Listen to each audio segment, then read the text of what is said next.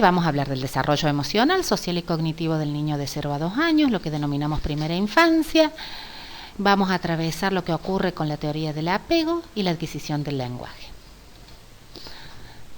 Los primeros vínculos, teoría del apego. El niño nace en un contexto familiar y en este contexto el niño es un ser activo, coprotagonista de su propio desarrollo, que implica una totalidad integral desde sus aspectos emocionales, sociales y cognitivos. Estos aspectos se van a entrelazar interactuando con los primeros adultos significativos con los cuales el niño va a establecer la calidad de sus primeros vínculos, a lo que le vamos a llamar vínculo de apego, y que va a marcar las pautas o la calidad de todos sus procesos de socialización posteriores. ¿Qué es el apego? El apego implica un vínculo afectivo entre el niño y su principal cuidador, que va más allá de la satisfacción de alimentación y cuyo concepto proviene de la biología del concepto de impronta o imprinting, a donde se vio que las crías de los animales seguían al principal adulto o el principal objeto inclusive que se movía, y que esto era fundamental porque era un mecanismo innato de las crías de muchas especies de aves y de mamíferos que aseguraba su sobrevivencia, apegarse, aferrarse a un objeto aparentemente más capacitado que nos puede ayudar a sobrevivir. En el humano esto ocurre con el principal adulto cuidador, que en general es la madre. Se han hecho experimentos, los experimentos de Harlow y Harlow con los monitos, a donde crías de monos son expuestos a madres sustitutas forradas en felpa o de alambre, a donde ambas sostienen un biberón. Y se ve cuál de las madres el monito cría prefiere. En todos los casos se vio que los monitos preferían irse con la madre sustituta forrada en felpa y no en alambre. Inclusive aún cuando la madre forrada en felpa producía un pequeño shock eléctrico a los monitos y la que estaba solamente en alambre no. ¿Esto qué quiere decir? Que el apego va más allá de la necesidad de alimentación y la cría busca calor, cuidado, contención, que es lo característico especialmente en los mamíferos y en la raza humana. Las primeras relaciones sociales que nos ayudan en la formación del apego implica entonces esta comunicación con el otro y esta comunicación interactiva, a donde el bebé es capaz también de iniciar una interacción y una comunicación. Entre los comportamientos del bebé que coadyuvan y colaboran con el mantenimiento de estas relaciones están lo que ocurre en el segundo mes de vida, que muchos autores le dicen la revolución del segundo mes, porque el bebé pasa de ser un sujeto inactivo, pasivo, a ser un ser activo con el otro básicamente por la sonrisa social. Cuando el bebé empieza a sonreírle de manera social a los otros, el bebé interactúa con el otro de manera personal. El bebé inicia la interacción con el otro y el bebé empieza a gozar, por lo tanto, de los intercambios recíprocos e interesarse por las personas. Por eso muchos autores le llaman la revolución del segundo mes. Ocurre otra revolución hacia los 7-8 meses, cuando el bebé empieza a manifestar todo el repertorio emocional conductual que le va modulando las conductas de aceptación y rechazo en torno a los principales cuidadores y en torno a los extraños. Los intercambios del bebé con los otros, a donde el bebé va aprendiendo mediante la participación recíproca con los demás, se llama cognición social. El bebé va aprendiendo y va anticipando cómo son los comportamientos de los otros de su entorno cercano y va, por lo tanto, modulando sus propias conductas sociales en torno a ellos. Esta experiencia compartida del bebé, que implica lectura de afectos, de emociones, de intenciones y que le va permitiendo diferenciar las personas de los objetos, se llama intersubjetividad. Esta intersubjetividad está enraizada en la temprana unión del bebé y sus cuidadores y en la calidad de esta temprana unión del bebé y sus cuidadores, que implica reciprocidad y que implica vínculo de apego. La importancia del contacto visual cara a cara es un precursor fundamental de la intersubjetividad. Se ha demostrado que la importancia del contacto visual cara a cara es un precursor fundamental en la intersubjetividad.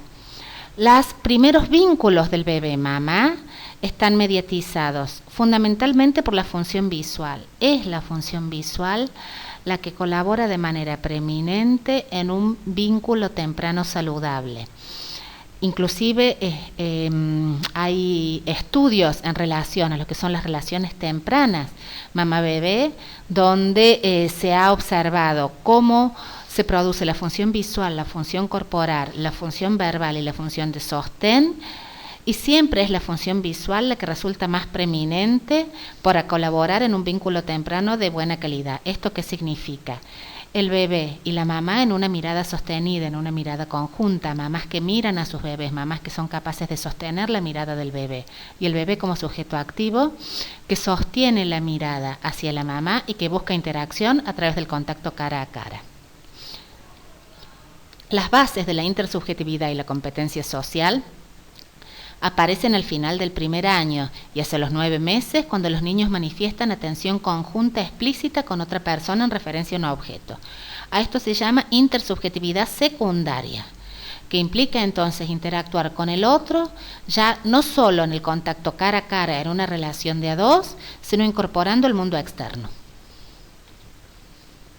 La transición entre la intersubjetividad primaria a la intersubjetividad secundaria es un paso gigante en el desarrollo cognitivo social, porque los bebés pasan de unos intercambios afectivos cara a cara, que son rituales y limitados, a la comunicación y exploración socialmente orquestada del entorno en su conjunto. Este avance abre la puerta al aprendizaje cultural mediante la enseñanza y la imitación, una progresión necesaria que hace posible el desarrollo del lenguaje y el funcionamiento simbólico.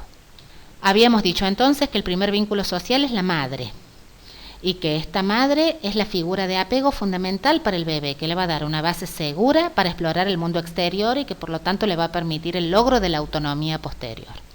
La función del apego es entonces proporcionar seguridad emocional e implica además una representación mental de la relación que perdura a lo largo de toda la vida. El bebé busca y mantiene la proximidad, se resiste a la separación, protesta cuando ésta se consuma. La figura de apego va a ser su base de seguridad para explorar el mundo físico y social y para sentirse seguro, buscando también bienestar y apoyo emocional. Es lo que va a permitir, por lo tanto, la discriminación del psiquismo y el proceso de separación e individuación posterior. El bebé que se separa de su mamá logra la autonomía y explora el mundo. Los tipos de apego pueden ser seguros, inseguros, evitativos o ambivalentes. El seguro implica el bebé que se resiste a la separación y que busca activamente o festeja cuando la madre vuelve. El inseguro o evitativo implica el bebé que no manifiesta una conducta de angustia frente a la separación de su principal cuidador y que más bien evita el contacto cuando el principal cuidador vuelve, y el ambivalente está entre los dos. Mary Ainsworth fue una investigadora posterior a Bowlby, que fue el psicoanalista que logró establecer esta suerte de unión entre las bases psicobiológicas del apego y lo que postulaba el psicoanálisis. Y lo que hizo Mary Ainsworth fue desarrollar una situación experimental para evaluar la calidad del apego en las diadas madre-hijos. A esta situación experimental la llamó la situación extraña. ¿Por qué? Porque ella hace interjugar cómo el niño desarrolla su conducta exploratoria y de juego, básicamente frente a la presencia de la madre o frente a la presencia de un extraño.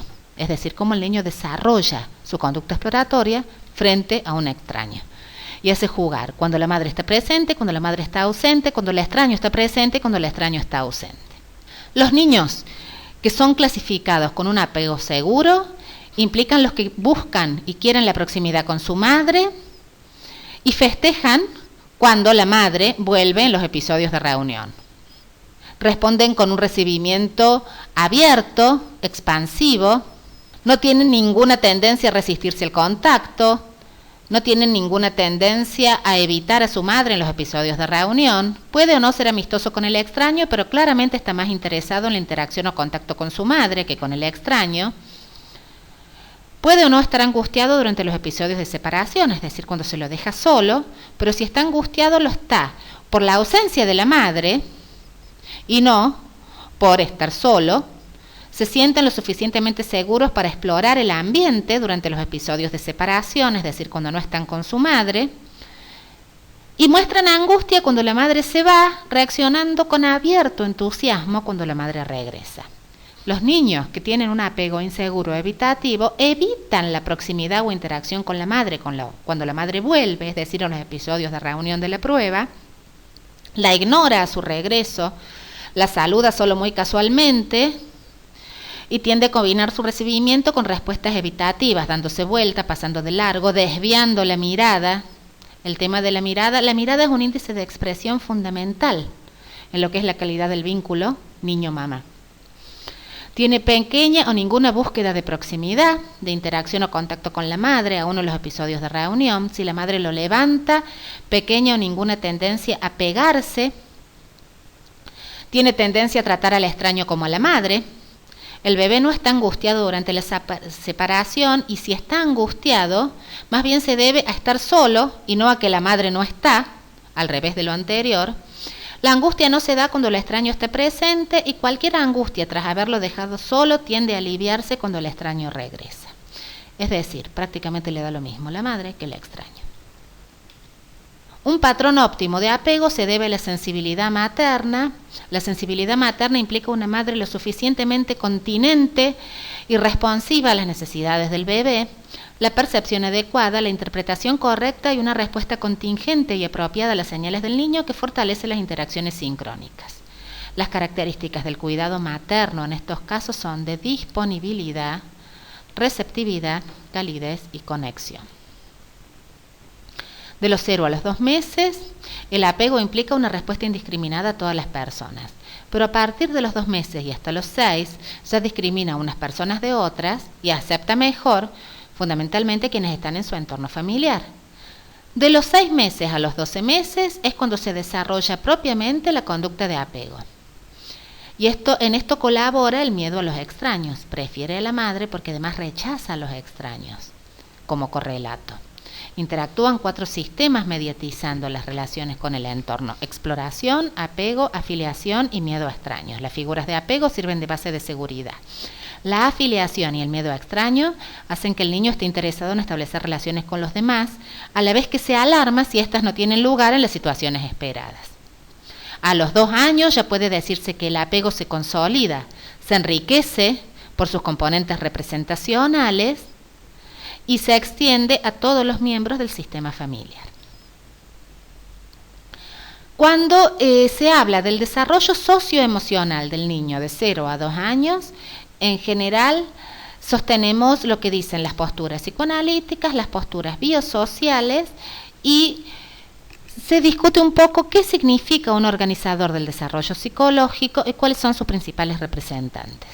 Dentro de las posturas psicoanalíticas, en general se discuten las posturas de Freud, a donde predomina lo biológico, las zonas erógenas, estos impulsos inconscientes que buscan satisfacción, a partir de la zona erógena predominante de la etapa que caracteriza al bebé en ese momento, a donde de 0 a 1 año va a ser la boca, ¿sí? Por lo cual el niño va a estar atravesado en su desarrollo psicosexual por la fase oral. El conocimiento del mundo a través de la boca. Desde lo que dice Erikson, básicamente es el desarrollo de la identidad en relación a los otros significativos de su entorno social, a donde al principio va a ser la madre, y a donde entonces se va a hablar de los opuestos, confianza básica versus desconfianza básica, a donde la confianza básica implica el desarrollo de la esperanza, de la virtud de la esperanza. El bebé puede esperar algo de un otro, y esto le da libertad, le garantiza la autonomía posterior y establece las bases de un apego seguro. Dentro de la teoría biosocial, el fundamental representante es Vallon, que habla de una interacción recíproca y permanente entre el niño y el médico. Y habla de una progresión del desarrollo desde niveles más elementales o avanzados que se dirigen o a la construcción del yo, que él le llama centrípetas, o la construcción del mundo externo, que le llama centrífugas. Y dice, en el bebé de 0 a 2 años se atraviesa por el primer estadio, que es el de impulsividad motriz. El bebé de 0 a 6 meses básicamente implica dependencia del medio para satisfacer necesidades, simbiosis alimenticia con la madre, niño, teta, mamá, por lo cual el bebé dice todavía hay el autor dice todavía hay indiferenciación bebé-mamá, todavía el bebé no está diferenciado en relación a lo que es el pecho materno, y básicamente el conocimiento del mundo se da a través de la boca. En el tercer estadio, que es el estadio emocional, el bebé comienza con esta amplia gama de matices emocionales a diferenciar claramente sus estados afectivos, por lo que esta simbiosis alimenticia es reemplazada por una simbiosis afectiva. En el último de los estadios, que es el estadio sensorio-motor, que va desde el final del primer año hasta aproximadamente los 3 años, esta simbiosis afectiva ya es reemplazada por todo lo que tiene que ser por la vuelta hacia el mundo exterior. Se produce lo que se llama el proceso de individuación-separación, el bebé descubre el mundo de los objetos y los otros, ya se modifica la relación con la madre. La marcha, el destete y el lenguaje operan como coadyuvantes de este proceso de separación-individuación. Comienza la conciencia de sí como entidad separada de la madre, comienza la actividad exploratoria con muchísima más fuerza, con placer sensorio-motriz y el aprendizaje del mundo a través de la aplicación de diversos esquemas de orden sensorio-motrices. La primera de estas etapas, que no la nombré aquí porque no hacen al comportamiento del bebé, es la etapa de la vida intrauterina, cuando el bebé todavía está dentro de la panza de la mamá, a lo que Vallon le llama periodo de simbiosis fisiológica. Spitz habla de los organizadores del desarrollo. Los organizadores del desarrollo son comportamientos típicos específicos que van marcando hitos en lo que es el desarrollo psicológico del bebé. Estos hitos, uno ya lo nombramos, es la respuesta sonriente, la sonrisa social, y es el primer organizador. Es la respuesta que lo arroja a los primeros vínculos sociales, a donde el bebé es un partícipe activo. El segundo de estos organizadores es la angustia de los 8 meses. Es lo que le permite distinguir a los extraños de su propia madre y de sus principales adultos cuidadores. Por lo tanto, también esto coadyuva en la formación de los apegos y de la elección de la madre como objeto amoroso. El tercero de los organizadores es el no de los 2 años. Es la primera abstracción que se implementa en la relación con los demás. Es la primera prohibición interiorizada como abstracción en lo que van a ser sus relaciones sociales. Por eso se habla de que estas 3 cuestiones, sonrisa, angustia de los 8 meses y no de los 2 años, organizan el desarrollo psíquico del bebé. Schockler habla de organizadores del desarrollo psicomotriz y habla del apego, habla de la exploración del mundo externo, de la comunicación como organizador también en lo que es el desarrollo psicomotriz del bebé y el contacto con el otro, y del equilibrio desde lo que es lo tónico-postural, a donde la síntesis de las fuerzas entre sujeto medio también opera como organizador porque lo planta al niño de una manera determinada en el mundo de los otros. Estos organizadores trabajan de manera equilibrada entre sí y no están planteados en una secuencia tan evolutiva como los plantea Spitz.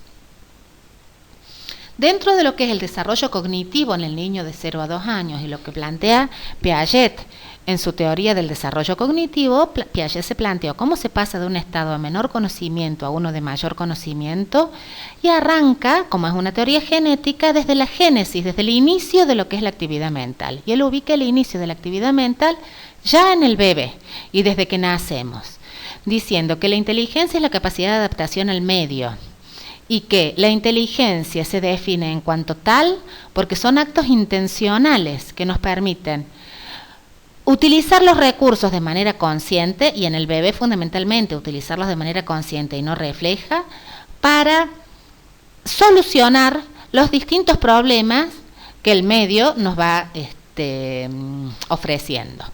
Y establece distintos estadios en el bebé. Dentro de lo que sería el periodo de inteligencia sensorio-motriz, que va de los 0 a los 6 años, él establece 6 subestadios. El periodo de inteligencia sensorio-motriz se llama así básicamente porque el bebé aprende a través de su actividad sensorial y motor en desarrollo. Pasan de ser criaturas que responden principalmente a través de los reflejos y comportamientos casuales para convertirse en niños orientados en sus propios objetivos. Estos subestadios son: el primero, que va de 0 a 1 mes, que todavía no es aprendizaje, es comportamiento innato, es el uso de reflejos.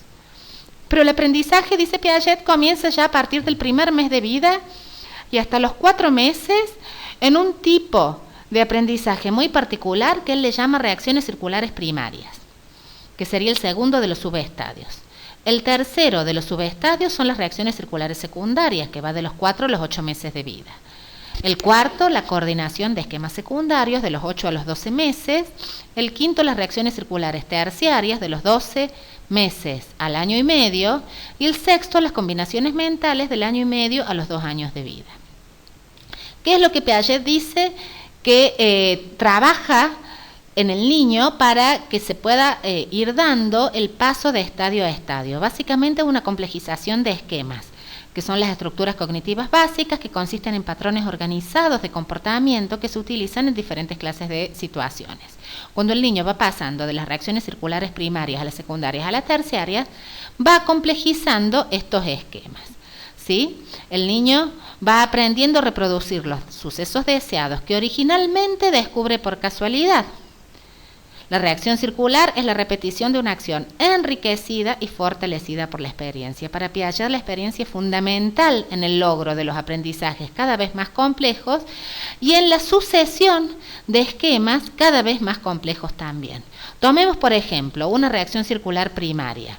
El niño descubre casualmente, puesto en la cuna, es un niño de 1 a 4 meses, su mano. Si la mano se acerca cerca de la boca y la empieza a chupar. Y cada vez más va acercando su mano a la boca porque, como dice Freud, y aunemos Piaget con Freud, la succión le da placer, la zona erógena es la boca. Entonces aprende a través de la succión. Ahora bien, estas reacciones circulares primarias que están centradas hacia el propio cuerpo se vuelven secundarias cuando salen del propio cuerpo y se van hacia el mundo externo. Los esquemas se enriquecen. Un ejemplo de reacción circular secundaria puede ser, por ejemplo, el sostener y agitar un sonajero. Implican las primeras conductas intencionadas, todavía torpes, todavía con motricidad bastante pobre, pero el bebé ya reconoce los objetos y aplica los esquemas de acción que conoce. Agitar. Agitar para hacer ruido. El ruido al bebé le gusta, por lo tanto es un reforzador y es un reforzador positivo y toda conducta que se refuerza positivamente se tiende a repetir. Una reacción circular terciaria implicaría realizar esa conducta reforzante, pero no ya agitando el sonajero, sino, por ejemplo, golpeando el sonajero contra una mesa, o golpeando el sonajero con otro objeto entre sí, o sentándose arriba del sonajero, o pateando el sonajero. ¿Qué implica una reacción circular terciaria? Variar los medios para obtener distintos fines, o el mismo fin. Implica estos experimentos para ver, implica introducir modificaciones en una actividad ya conocida para observar qué es lo que sucede. Implica construir nuevos esquemas por experimentación. El bebé repite, innova alternativamente, descubre nuevos medios para alcanzar nuevos resultados, conductas de cuerda. Por ejemplo, alcanzar juguetes tirando de una cuerda de soporte, por ejemplo, un juguete puesto en una alfombra y tirando de la punta de la alfombra para alcanzar el juguete, o de bastón, acercarse a un juguete con un palo, son todas conductas que implica variación de esquemas dentro de lo que son las reacciones circulares terciarias. Por lo que entonces el niño modifica sus esquemas para acomodarlos a las propiedades de los objetos y los objetos empiezan a diferenciarse descubriendo sus propiedades, explorándolas y experimentando con ellas. Cuando el bebé supera las reacciones circulares terciarias, dice Piaget, ya es capaz de representar el mundo, de realizar combinaciones mentales, por lo que la última de las subetapas es la etapa de las combinaciones mentales. Ya se supera el ensayo y error, ya puede representar mentalmente eventos, ya el proceso simbólico ha empezado a ocurrir, El pensamiento simbólico permite pensar sobre eventos y anticipar sus consecuencias. Pueden utilizar símbolos como señas y palabras y pueden empezar a hacer juegos de papeles. Es esta la subetapa de transición entre el sensorio motriz y el preoperacional que ocurre a partir de los 2 años de vida. ¿Cómo adquiere el lenguaje? El niño de 0 a 2 años. Hay 2 teorías madres que hablan de la adquisición del lenguaje, las teorías innatistas y las teorías del aprendizaje. Las teorías innatistas, como las de Chomsky, dicen que el lenguaje es innato, que venimos preprogramados y que venimos con un equipo, equipados para aprender el lenguaje. Y esto es cierto. Y hay teorías que dicen que el lenguaje es aprendido, y esto también es cierto. Que el lenguaje no se aprende sino se enseña, a pesar de que haya periodos críticos para el aprendizaje del lenguaje, que el lenguaje nace en un contexto con otros, por lo que el lenguaje sería entonces genéticamente social. Quienes hablan de la combinación de estas teorías son quienes desarrollan lo que hoy se llama pragmática del lenguaje. Los bebés nacen equipados para responder al habla humana y al intercambio social, y todo esto implica un prelenguaje. El bebé nace equipado para responder al habla humana, porque ya hay un habla dirigida al niño especial que comienza desde antes de nacer, cuando el bebé es capaz de procesar, identificar, memorizar y reconocer la voz materna. El bebé va adquiriendo información sobre su propia madre a partir de los canales sensoriales de los que dispone y que están maduros a partir del 3er trimestre de edad gestacional, y eso hace que reconozca y prefiera la voz de su propia madre y que a partir de esto module la experiencia posterior con el lenguaje hablado. Y durante el primer año de vida, la forma en la cual le hablamos al bebé, como lo que se llama maternez, que es el habla dirigida al niño, o el maternal speech, que implica un habla pausado, de una entonación mucho más elevada, con diminutivos. Estamos de acuerdo que nadie le habla a un bebé como le habla a otro adulto. Le hablamos en agudo, en chiquitito. ¿Por qué le hablamos así a los bebés? Se han hecho estudios inclusive transculturales, a donde dicen que el maternez está presente en todas las culturas, y aún en las culturas orientales, cuando las mamás japonesas o chinas le hablan a sus bebés pequeños, también le hablan en un oriental maternez. Esto aparentemente nadie sabe por qué ocurre, y ayuda, es un coadyuvante del aprendizaje del lenguaje, y colabora con todo el proceso de intencionalidad conversacional y refuerza el aprendizaje de la lengua hablada, fundamentalmente de la lengua materna hablada. En el adulto, entonces, estas conversaciones que tiene el adulto con el bebé se llaman protoconversaciones. Brunner dice que cuando en los primeros intercambios cara a cara del bebé con el adulto ocurren lo que él llama los formatos, aproximadamente en los bebés entre 3, 4 y 6, 7 meses de vida. El adulto intercambia con el bebé estos juegos cara a cara en un verdadero formato dialogal. Estos formatos de juegos cara a cara adulto-bebé van estableciendo el formato del diálogo posterior para el lenguaje hablado, como dar y tomar, como esperar y actuar, etcétera, etcétera. Y es lo que permite el paso de la intersubjetividad primaria a la intersubjetividad secundaria. El formato, estos formatos entendidos como una interacción humana pautada, se convierten entonces en la situación social por excelencia, que permiten el paso de la comunicación al lenguaje. Por eso son tan importantes estos juegos adulto-bebé cara a cara. La comunicación intencional del bebé con los adultos, que implican la obtención de logros sociales, implican aserciones o actos declarativos y peticiones o actos imperativos. Los primeros implican utilizar un objeto como medio para captar la atención del adulto. Los segundos implican utilizar los adultos como medio para obtener un objeto. Entre los 6 y los 12 meses, los gestos, las expresiones faciales y la mirada son los principales procedimientos utilizados por el bebé para mostrar sus intenciones. Gestos que son culturalmente determinados, las indicaciones, los movimientos de cabeza para negar o asentir, los gestos idiosincráticos, que son los que se llaman así porque son propios de la pareja adulto-niño, y diversas expresiones faciales. Estamos de acuerdo que un niño que se desarrolla de manera saludable entre los 0 y los 6 meses se va a comunicar, y alguna cuestión facial, comportamental, ya va a tener entonación en la voz, ya va a tener la prosodia del lenguaje. en lo que dice por más que todavía no hable. Todo esto que implica numerosas vocalizaciones implican antes de los 6 meses balbuceos, que ya tienen dirección tonal. Después de los 6 meses la leo o parloteo, que implica ya una cuestión más social. Muchos autores dicen, es característico antes de los 6 meses ver al bebé solito en su cuna, balbuceando, solo, y es como una especie de juego con el lenguaje. El bebé juega con el lenguaje y balbucea más agudo, más grave, más largo, más corto, pero después de los 6 meses, cuando el bebé solo en su cuna emite algún sonido, lo más probable es que ya no esté jugando, sino que esté llamando a otro. Hacia los 9, 10 meses comienza unas características particulares en el lenguaje que se llaman ecolalias. El bebé empieza a imitar los sonidos de la lengua materna, e imita como le sale.